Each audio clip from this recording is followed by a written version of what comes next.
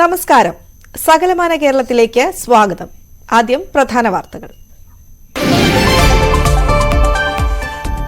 കൊട്ടാരക്കര കോട്ടത്തലയിൽ വാഹനാപകടത്തിൽ ഒരു മരണം. മരിച്ചത് SFI നേതാവ് അനഘ പ്രകാശ്. വടകര തലശ്ശേരി ദേശീയപാതയിൽ വിദ്യാർത്ഥികളെ ഇടിച്ചു വീഴ്ത്തി സ്വകാര്യ ബസ്. അപകടം സീബ്ര ലൈനിൽ വെച്ച്.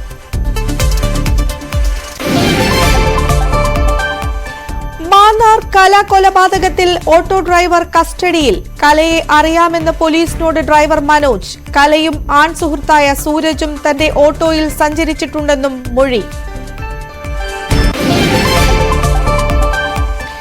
തൃശൂർ കൊരട്ടിയിൽ വൻ കവർച്ച. വീട്ടിൽ നിന്ന് 35 പവൻ സ്വർണം കവർന്നു. പോലീസ് അന്വേഷണം തുടങ്ങി. ഇടുക്കി ഡീലേഴ്സ് സഹകരണ ബാങ്കിനെതിരെ തുടർ സമരവുമായി നിക്ഷേപകർ. രാപ്പകൽ സമരം തുടങ്ങി. നിരാഹാരമിരുന്ന് നിക്ഷേപകർ. കോഴിക്കോട് പണിക്കർ റോഡ് ഫ്ളാറ്റിലെ ചോർച്ചയിൽ ഉടൻ നടപടി. മേയർ നാളെ ഫ്ളാറ്റ് സന്ദർശിക്കും. താമസക്കാർക്ക് ഉറപ്പ് നൽകി മേയർ. നടപടി ന്യൂസ് 18 വാർത്തയെ തുടർന്ന്.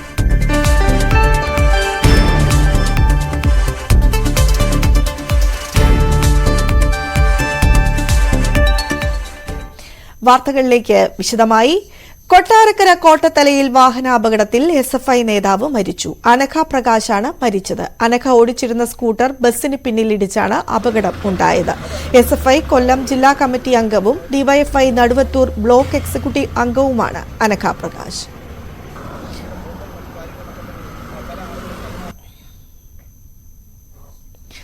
വടകര തലശ്ശേരി ദേശീയപാതയിൽ മടപ്പള്ളിയിൽ സീബ്ര ലൈൻ വഴി റോഡ് ക്രോസ് ചെയ്യുകയായിരുന്ന വിദ്യാർത്ഥികളെ സ്വകാര്യ ബസ് ഇടിച്ചു വീഴ്ത്തി.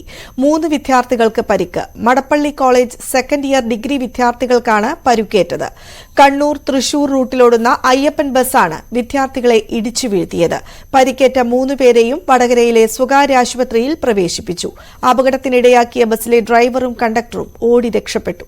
ബസ് ചോമ്പാൽ പോലീസ് കസ്റ്റഡിയിലെടുത്തു. തൃശൂർ കൊരട്ടിയിൽ വൻ കവർച്ച. വീട്ടിൽ നിന്ന് 35 പവൻ സ്വർണം കവർന്നു. ഇന്ന് പുലർച്ചെയായിരുന്നു മോഷണം. ചിറങ്ങര സ്വദേശി പ്രകാശിന്റെ വീട്ടിലാണ് മോഷണം നടന്നത്. രാത്രി 2 മണിയോടുകൂടി വെള്ളം കുടിക്കാൻ എണീറ്റപ്പോഴാണ് റൂമിലെ ലൈറ്റ് തെളിഞ്ഞു കിടക്കുന്നത് ശ്രദ്ധയിൽപ്പെട്ടത്. അത് ഓഫാക്കാൻ വേണ്ടി റൂമിൽ നോക്കിയപ്പോൾ അലമാരികളും മറ്റും വാരി വലിച്ചിട്ട നിലയിൽ കണ്ടെത്തുകയായിരുന്നു. ഇതോടെയാണ് മോഷണ വിവരം അറിയുന്നത്. കൊരട്ടി പോലീസ് സ്ഥലത്തെത്തി മേൽ നടപടികൾ സ്വീകരിച്ചു. ഇടുക്കി ഡീലേഴ്സ് സഹകരണ ബാങ്കിനെതിരെ തുടർ സമരവുമായി നിക്ഷേപകർ. നിക്ഷേപകരുടെ കൂട്ടായ്മയുടെ നേതൃത്വത്തിൽ രാപ്പകൽ സമരം തുടങ്ങി. നിക്ഷേപകരിൽ ഒരാൾ നിരാഹാര സമരവും ആരംഭിച്ചു. ബാങ്കിന്റെ നെടുങ്കണ്ടം പ്രധാന ശാഖയ്ക്ക് മുന്നിലാണ് സമരം.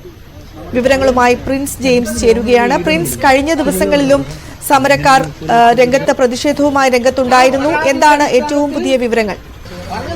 സുവി, തീർച്ചയായും ഏതാനും നാളുകളായി ഈ ഡീലേഴ്സ് സഹകരണ ബാങ്കിലെ നിക്ഷേപകർ പണം തിരികെ ആവശ്യപ്പെട്ടുകൊണ്ട് പതിവായി ബാങ്ക് എത്തുന്ന സാഹചര്യമുണ്ട്.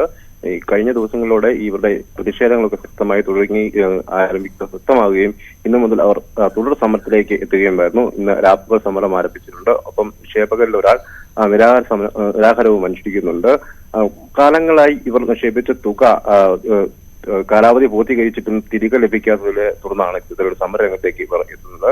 കോൺഗ്രസ് ഭരിക്കുന്ന ഈ ഡീലേഴ്സ് സഹകരണ ബാങ്കിനെതിരെ വലിയ ആരോപണങ്ങൾ വരികയും വലിയ നിക്ഷേപ തട്ടിപ്പ് നടന്നതായി തെളിയുകയും ചെയ്തത്. തുടർന്ന് വിജിലൻസ് അന്വേഷണം അടക്കം നടന്നു വരികയാണ്.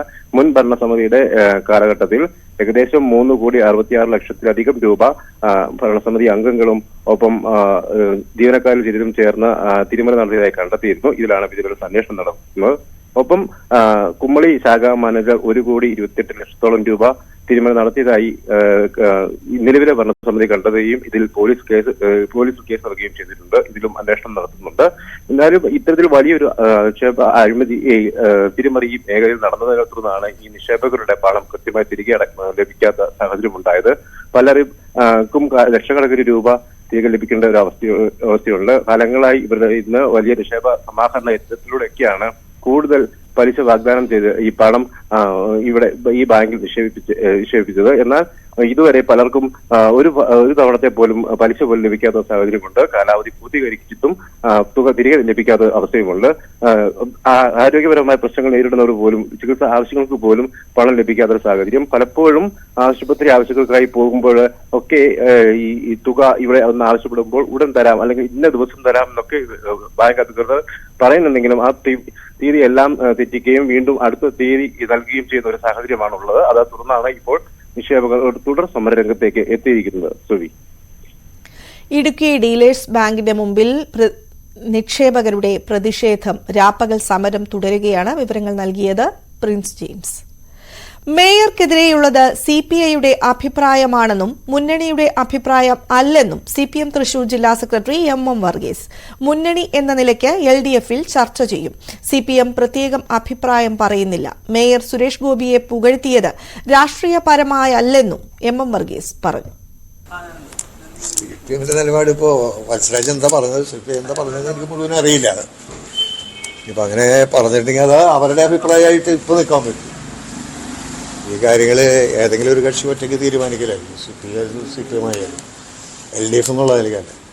LDF എന്നുള്ള നിലയ്ക്ക് കാര്യങ്ങൾ ആലോചിക്കേണ്ടി വരും. അവരുടെ അഭിപ്രായം അതങ്ങനെ നിൽക്കട്ടെ.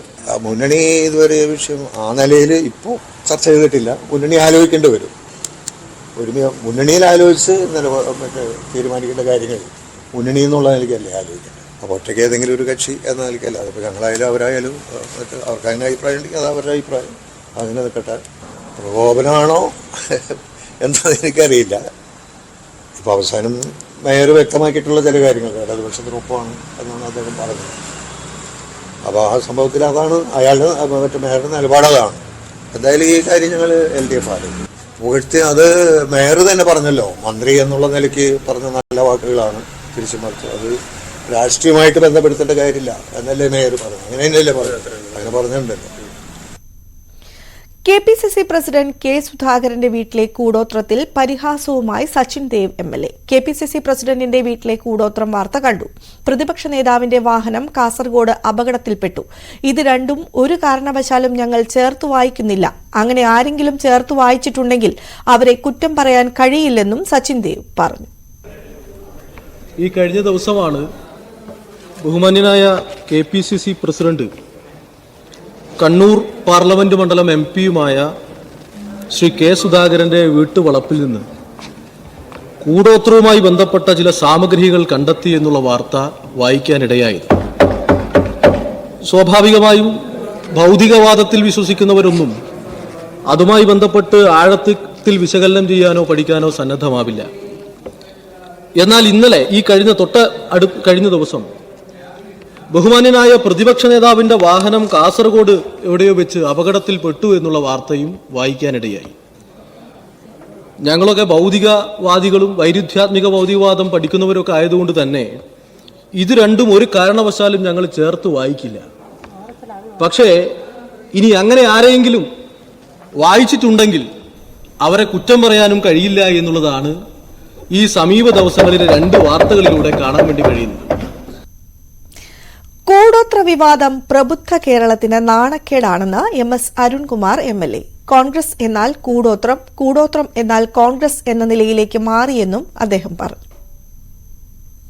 ഈ ആധുനിക സമൂഹത്തിൽ നരബലിയും മൃഗബലിയും കൂടോത്രവും മറ്റും അപമാനകരമാണ് എന്ന് സൂചിപ്പിക്കാനാണ് ഇക്കാര്യം ഉദ്ദേശിച്ചത്. അന്ധവിശ്വാസത്തിൽ അഭിരമിക്കുന്നവരെ പൊതുസമൂഹം പുച്ഛിച്ചു തള്ളുമെന്നുള്ളതിൽ യാതൊരു സംശയമില്ല.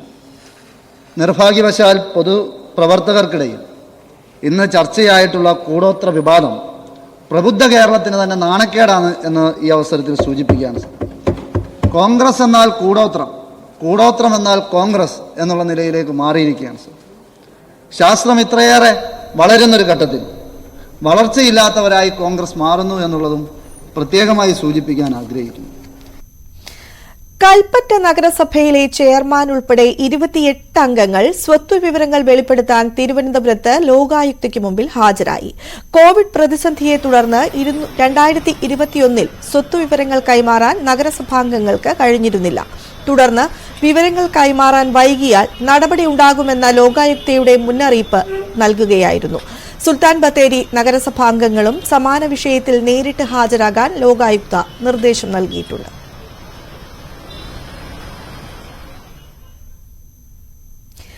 വിവാദങ്ങൾക്കും പ്രതിഷേധങ്ങൾക്കും ഒടുവിൽ വൈദ്യുതി പുനഃസ്ഥാപിച്ചുവെങ്കിലും കെഎസ്ഇബിക്കെതിരെ നിയമ നടപടി തുടരുമെന്ന് തിരുവമ്പാടി സ്വദേശി അജ്മലിന്റെ കുടുംബം. വൈദ്യുതി വിച്ഛേദിക്കാനെത്തിയപ്പോൾ ജീവനക്കാർ കയ്യേറ്റം ചെയ്തുവെന്നാണ് അജ്മലിന്റെ അമ്മയുടെ പരാതി. വൈദ്യുതി വിച്ഛേദിക്കുന്നത് മനുഷ്യാവകാശ ലംഘനമാണെന്ന് ചൂണ്ടിക്കാട്ടി കോടതിയെ സമീപിക്കുമെന്ന നിലപാടിലാണ് യൂത്ത് കോൺഗ്രസ്. അതേസമയം ജീവനക്കാരെ ആക്രമിച്ചതിൽ പ്രതിഷേധിച്ച കെഎസ്ഇബി ജീവനക്കാർ തിരുവമ്പാടിയിൽ പ്രതിഷേധ പ്രകടനം നടത്തി. തിരുവമ്പാടി കെഎസ്ഇബി ഓഫീസിലെ ഉദ്യോഗസ്ഥരെ മർദ്ദിക്കുകയും ഉപകരണങ്ങൾ തകർക്കുകയും ചെയ്ത കേസിൽ പ്രതിയായ യൂത്ത് കോൺഗ്രസ് നേതാവ് അജ്മലിന്റെ പിതാവ് റസാഖിന്റെ പേരിലുള്ള കണക്ഷനാണ് കെഎസ്ഇബി വിച്ഛേദിച്ചിരുന്നത്. പ്രതികാര നടപടിയാണെന്നും നിയമവ്യവസ്ഥയെ വെല്ലുവിളിക്കുകയാണെന്നും വിമർശനമുയർന്നതോടെ ഉപാധിയുമായി കെഎസ്ഇബി രംഗത്തെത്തി. ബില്ലടയ്ക്കാത്തതിന്റെ പേരിൽ കണക്ഷൻ വിച്ഛേദിച്ചതിന് നേരത്തെയും ഉദ്യോഗസ്ഥർക്ക് നേരെ അതിക്രമമുണ്ടായിട്ടുണ്ടെന്നും ഇനി ആവർത്തിക്കില്ലെന്ന് ഉറപ്പു ലഭിച്ചാൽ വൈദ്യുതി പുനഃസ്ഥാപിക്കാമെന്നുമായിരുന്നു നിലപാട്. ജീവനക്കാർക്ക് ഭീഷണിയില്ലെന്ന് ഉറപ്പു ലഭിച്ചാൽ വൈദ്യുതി പുനഃസ്ഥാപിക്കുമെന്ന് മന്ത്രി കെ കൃഷ്ണൻകുട്ടിയും പ്രതികരിച്ചിരുന്നു. ജില്ലാ കളക്ടറുടെ നിർദ്ദേശപ്രകാരം താമരശ്ശേരി തഹസിൽദാർ അജ്മലിന്റെ വീട്ടിലെത്തി കുടുംബവുമായി ചർച്ച നടത്തി. പ്രതിഷേധം ശക്തമായതോടെ ഉപാധികളില്ലാതെ വൈദ്യുതി ബന്ധം പുനഃസ്ഥാപിച്ചു.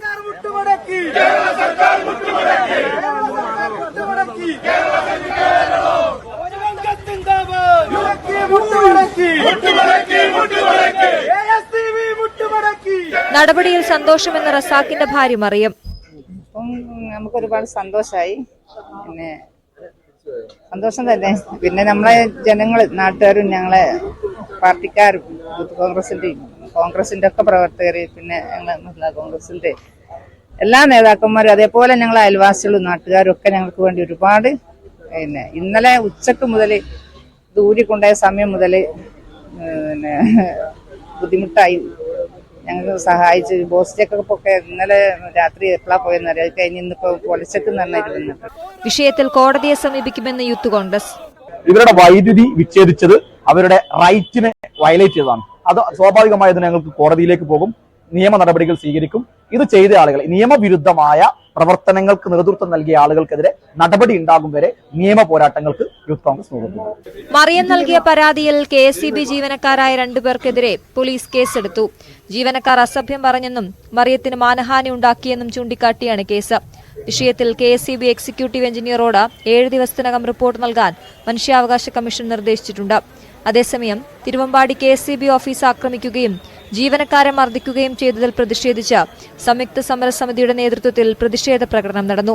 ഇത്തരം അക്രമികളെ താലോലിക്കുന്നതിന് പകരം അവരെ ഒറ്റപ്പെടുത്തുന്നതിന്, അത് ഏത് ലേവലിലായാലും ഒറ്റപ്പെടുത്തുന്നതിന് ഈ സമൂഹം തയ്യാറാകണമെന്നും അതോടൊപ്പം ന്യായമായ അവകാശങ്ങൾ സംരക്ഷിക്കുന്നില്ലെങ്കിൽ ഈ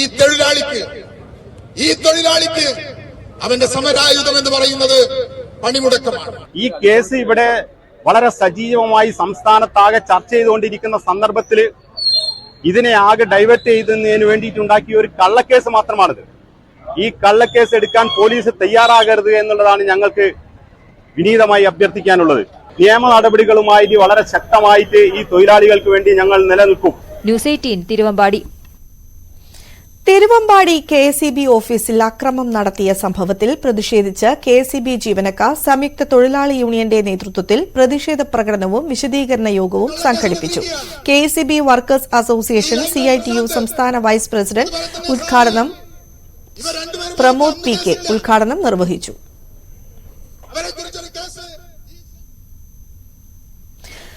കോഴിക്കോട് കോർപ്പറേഷന് കീഴിലെ പണിക്കർ റോഡിലെ ഫ്ളാറ്റ് ചോർച്ചയിൽ ഉടൻ നടപടി. മേയർ നാളെ ഫ്ളാറ്റ് സന്ദർശിക്കും.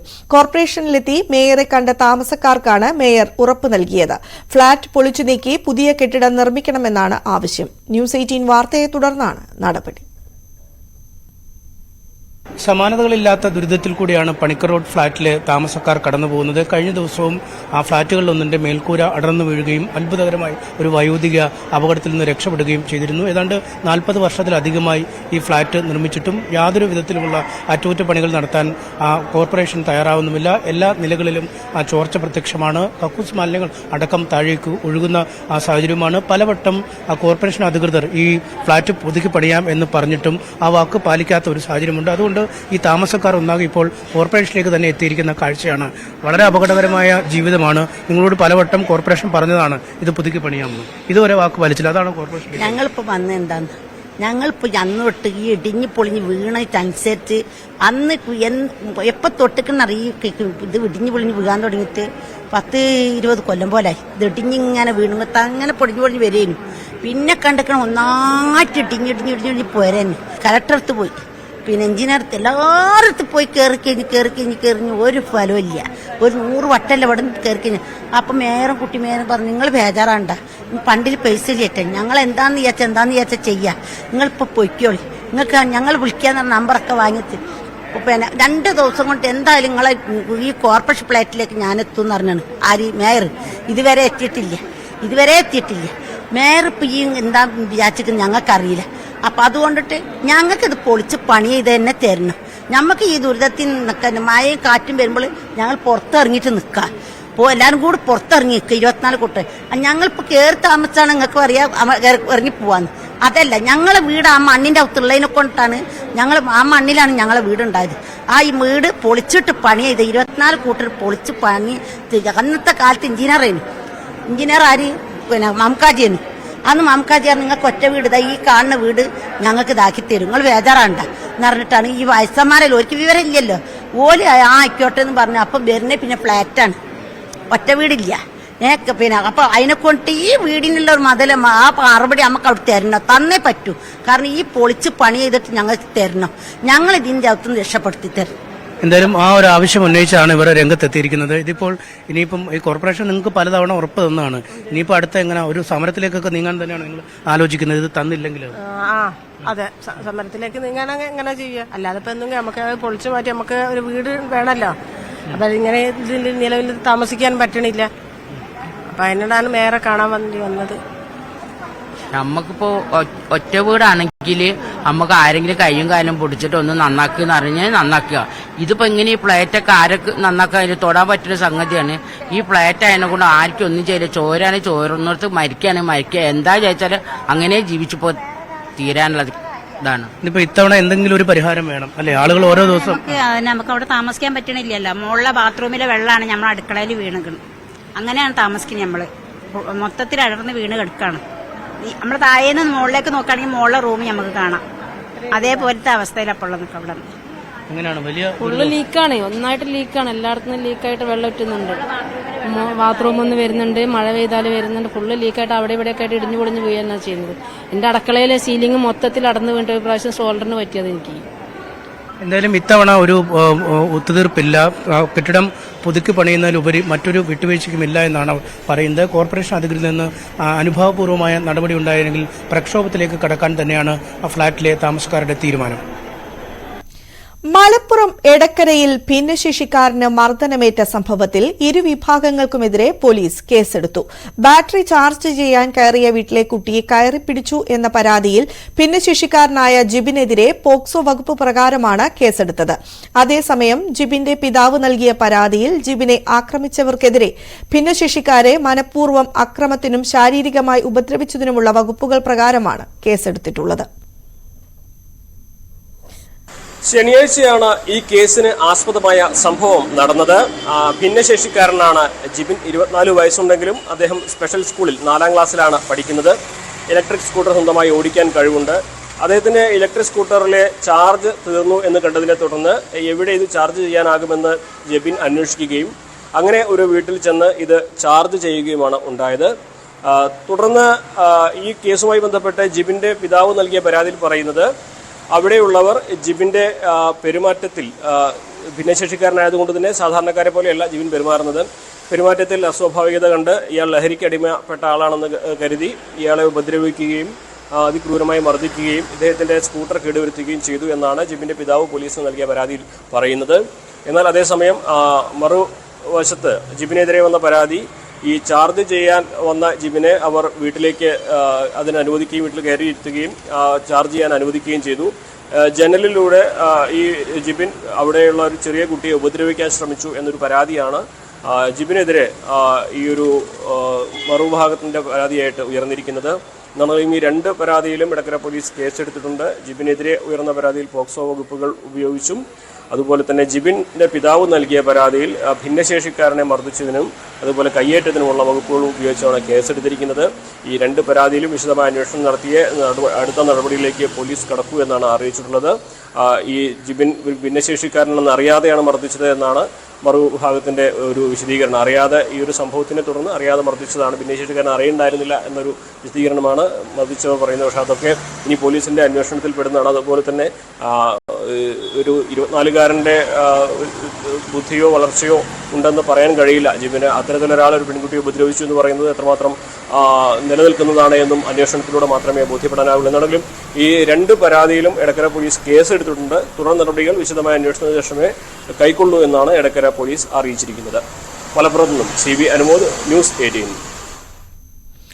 നീറ്റ് പരീക്ഷയുടെ പവിത്രത നഷ്ടപ്പെട്ടാൽ പുനഃപരിശോധന നടത്താമെന്ന് സുപ്രീം കോടതി. തെറ്റ് ചെയ്ത വിദ്യാർത്ഥികളെ കണ്ടെത്തി പുനഃപരിശോധന നടത്തിക്കൂടെ എന്നും കോടതി ചോദിച്ചു.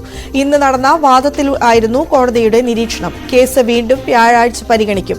ഐഷത്തുൽ ഷംന വിവരങ്ങളുമായി ചേരുകയാണ്. ഷംന, എന്തൊക്കെ വാദങ്ങളാണ് ഇന്ന് സുപ്രീം കോടതിയിൽ നടന്നിരിക്കുന്നത്?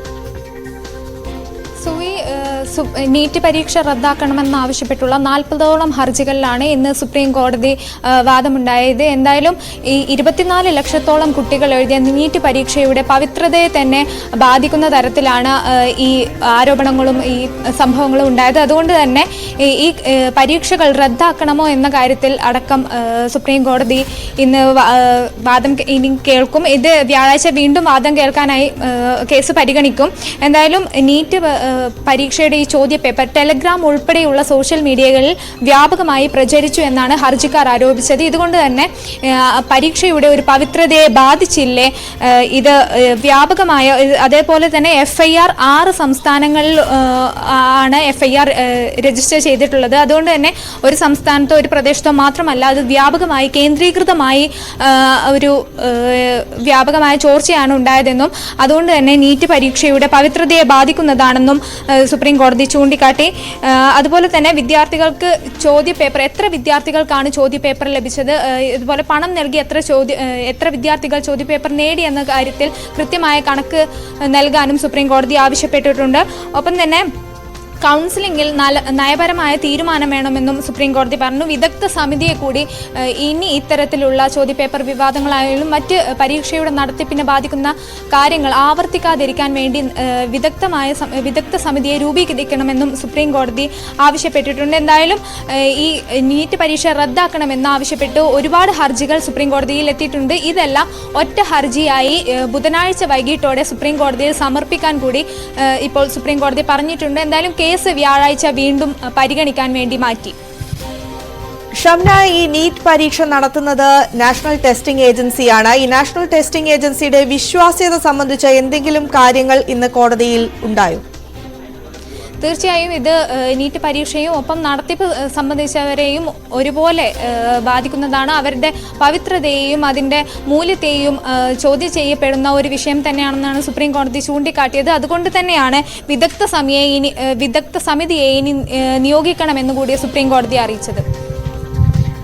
നീറ്റ് പരീക്ഷയുടെ പവിത്രത നഷ്ടപ്പെട്ടാൽ പുനഃപരിശോധന നടത്താമെന്ന് സുപ്രീം കോടതി. തെറ്റ് ചെയ്ത വിദ്യാർത്ഥികളെ കണ്ടെത്തി പുനഃപരിശോധന നടത്തിക്കൂടെ എന്നും സുപ്രീം കോടതി ചോദിച്ചു. ഇന്ന് നടന്ന വാദത്തിലായിരുന്നു കോടതിയുടെ നിരീക്ഷണമുണ്ടായത്. കേസ് ബുധനാഴ്ച വീണ്ടും പരിഗണിക്കും. വിവരങ്ങളുമായി ചേർന്നത് നാഷണൽ ഡെസ്കിൽ നിന്ന് ഐഷത്തുൽ ഷംന. മറ്റു വാർത്തകളിലേക്ക്. മാന്നാറിലെ കലയുടെ കൊലപാതകത്തിൽ ആലുവ സ്വദേശി ഓട്ടോ ഡ്രൈവർ കസ്റ്റഡിയിൽ. കലയെ അറിയാമെന്ന് ആലുവ സ്വദേശിയായ ഓട്ടോ ഡ്രൈവർ മനോജ് മാന്നാർ പോലീസിനോട് സമ്മതിച്ചു. കലയും ആൺ സുഹൃത്തായ സൂരജും മനോജിനൊപ്പം ഓട്ടോയിൽ സഞ്ചരിച്ചിട്ടുണ്ട്. ആലുവയിൽ വിവിധയിടങ്ങളിൽ യാത്ര ചെയ്തതായും മൊഴിയുണ്ട്. ചാവക്കാട് എടക്കഴിയൂർ കടപ്പുറത്ത് യുവാവിനെ വിളിച്ചുവരുത്തി 10 അംഗ സംഘം ചേർന്ന് ക്രൂരമായി മർദ്ദിച്ചതായി പരാതി. എടക്കഴിയൂർ വലിയകത്ത് ഹസൻ ബസേരിക്കായാണ് മർദ്ദനമേറ്റത്. പണം തരാമെന്ന് പറഞ്ഞാണ് ഇയാളെ കടപ്പുറത്തേക്ക് വിളിച്ചുവരുത്തിയത്. തുടർന്ന് കാറ്റാടി മരങ്ങളുടെ ഇടയിൽ കൊണ്ടുപോയി ക്രൂരമായി മർദ്ദിച്ചു. അക്രമശേഷം സംഭവം പുറത്തറിയിച്ചാൽ കടലിൽ കെട്ടിത്താഴ്ത്തുമെന്നും സംഘം ഭീഷണിപ്പെടുത്തി. ആദ്യം ചാവക്കാട് സ്വകാര്യ ആശുപത്രിയിൽ ചികിത്സ തേടിയെങ്കിലും പിന്നീട് കുന്നംകുളത്തേക്ക് മാറ്റുകയായിരുന്നു. എറണാകുളം ഇടപ്പള്ളിയിൽ നിർത്തിയിട്ട ഗുഡ്സ് ട്രെയിനിന് മുകളിൽ കയറിയ വിദ്യാർത്ഥി മരിച്ച സംഭവത്തിൽ അന്വേഷണം തുടങ്ങി റെയിൽവേ. പോണേക്കര സ്വദേശി ആന്റണി ജോസിനാണ് ദാരുണമായ അന്ത്യമുണ്ടായത്. ഇന്നലെ രാത്രിയാണ് അപകടമുണ്ടായത്. ട്രെയിനിന് മുകളിലൂടെ കയറി മറുവശത്തേക്ക് കടക്കാൻ ശ്രമിക്കവെയാണ് ഷോക്കേറ്റത്. ഇന്നലെ വൈകുന്നേരമാണ് അതിദാരുണമായ സംഭവമുണ്ടായത്. ഇടപ്പള്ളി സ്വദേശിയായ ആന്റണി ജോസാണ്, 19 വയസ്സുകാരനാണ്. റെയിൽവേ ട്രാക്ക് മുറിച്ചു കടക്കുന്നതിനു വേണ്ടി ഇവിടെയുണ്ടായിരുന്ന പിടിച്ചിട്ട ഗുഡ്സ് ട്രെയിനിന്റെ മുകളിലൂടെ കയറി മറുവശത്തേക്ക് ഇറങ്ങാൻ ശ്രമിക്കുകയായിരുന്നു. ആ സമയത്താണ് ഈ ലൈൻ കമ്പി, വൈദ്യുതി കടന്നു പോകുന്ന ലൈൻ കമ്പിയിൽ തട്ടി ഷോക്കേറ്റ് തെറിച്ചു വീണത്. ഇന്നലെ പച്ചാളം ഭാഗത്ത് ട്രാക്കിന് കുറുകെ മരങ്ങൾ വീണതിനാൽ ട്രെയിൻ ഗതാഗതം തടസ്സപ്പെട്ടിരുന്നു, ഭാഗികമായി തടസ്സപ്പെട്ടിരുന്നു.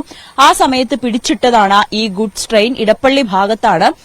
ഈ സമയത്തായിരുന്നു ആന്റണിയും സുഹൃത്തുക്കളും സുഹൃത്തിന്റെ ബർത്ത്ഡേ ആഘോഷത്തിനു വേണ്ടി കേക്ക് വാങ്ങുന്നതിനായി ഇടപ്പള്ളി ഭാഗത്തേക്ക് പോയത്. അവർ ഇതിനടുത്ത് തന്നെയാണ് ആന്റണിയുടെ വീട്.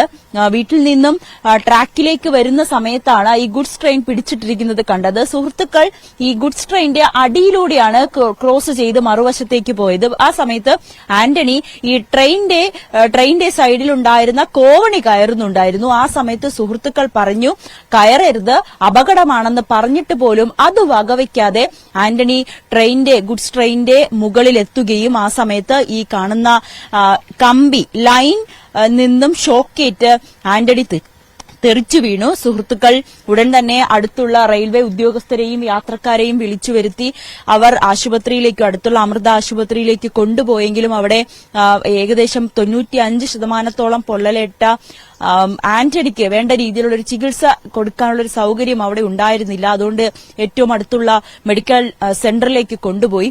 അവിടെ എത്തി മണിക്കൂറുകൾക്കകം തന്നെ ആന്റണിയുടെ മരണം സ്ഥിരീകരിക്കുകയായിരുന്നു. സുഹൃത്തുക്കൾ ഇപ്പോഴും ആ ഒരു ആഘാതത്തിൽ നിന്നും മുക്തമായിട്ടില്ല. കാരണം തന്റെ സുഹൃത്ത് തങ്ങളുടെ കൺമുന്നിൽ നിന്നാണ് ഇത്തരത്തിൽ ഷോക്കേറ്റ് വീണതായി അവർ കാണുന്നത്. ഇന്ന് തന്നെയാണ് ആന്റണിയുടെ പോസ്റ്റ്മോർട്ടം. അതിനുശേഷം വീട്ടിലേക്ക് കൊണ്ടുവരും. വീട്ടിൽ ബാക്കി ചടങ്ങുകൾക്ക് ശേഷം ഇന്ന് തന്നെ സംസ്കാരമുണ്ടാകുമെന്നാണ് നമുക്ക് അറിയാൻ സാധിക്കുന്നത്. റെയിൽവേ ഈ വിഷയത്തിൽ അന്വേഷണം പ്രഖ്യാപിച്ചിട്ടുണ്ട്. അതോടൊപ്പം എളമക്കര പോലീസും അസ്വാഭാവിക മരണത്തിനാണ് കേസെടുത്തിരിക്കുന്നത്. ആന്റണിയുടെ സുഹൃത്തുക്കളുടെ ഫോൺ സ്വിച്ച് ഓഫ് ചെയ്ത നിലയിലാണ്. അവരിപ്പോഴും അതിന്റെ ഒരു വിഷമത്തിൽ തന്നെയാണെന്നാണ് പോലീസിന്റെയും നിഗമനം. എന്തായാലും വളരെ ദാരുണമായ സംഭവം തന്നെയാണ്. ഈ ഒരു റെയിൽവേ ട്രാക്ക് മുറിച്ചു കടക്കുമ്പോൾ പോലും എത്രമാത്രം ജാഗ്രത പാലിക്കണമെന്ന് നമുക്കറിയാം. അതിനിടയിലാണ് ഇത്രയും അതിസാഹസികമായിട്ടുള്ള ഒരു പ്രവൃത്തി ഈ ഒരു ചെറുപ്പക്കാരന്റെ ഭാഗത്തു നിന്നുമുണ്ടായത്. KM കോളേജിലെ 1ാം വർഷ BCA വിദ്യാർത്ഥിയാണ്. 2 ആഴ്ച മുൻപാണ് കോളേജിൽ ക്ലാസ് തുടങ്ങിയത്. മാതാപിതാക്കളുടെ ഏക മകനും കൂടിയാണ് ആന്റണി. ഇനി സ്വർണം വെള്ളി നിരക്കുകൾ നോക്കാം. കവിത ഗോൾഡ് ആൻഡ് ഡയമണ്ട്സ് ഇന്നത്തെ സ്വർണം വെള്ളി നിരക്കുകൾ നിങ്ങൾക്കായി സമർപ്പിക്കുന്നത് Wedding collections from Kavita Gold and Diamonds. സ്വർണം 22 കാരറ്റിന് ഗ്രാമിന് 6725, പവന് 53,800 രൂപ. സ്വർണം 18 കാരറ്റിന് ഗ്രാമിന് 5605, പവന് 44,840 രൂപ. വെള്ളി ഗ്രാമിന് 99 രൂപ, കിലോയ്ക്ക് 99,000. കവിത ഗോൾഡ് ആൻഡ് ഡയമണ്ട്സ് ഇന്നത്തെ സ്വർണം വെള്ളി നിരക്കുകൾ നിങ്ങൾക്കായി സമർപ്പിക്കുന്നത് Wedding collections from Kavita Gold and Diamonds. സകലമാന കേരളം പൂർണ്ണമാവുകയാണ്. നമസ്കാരം.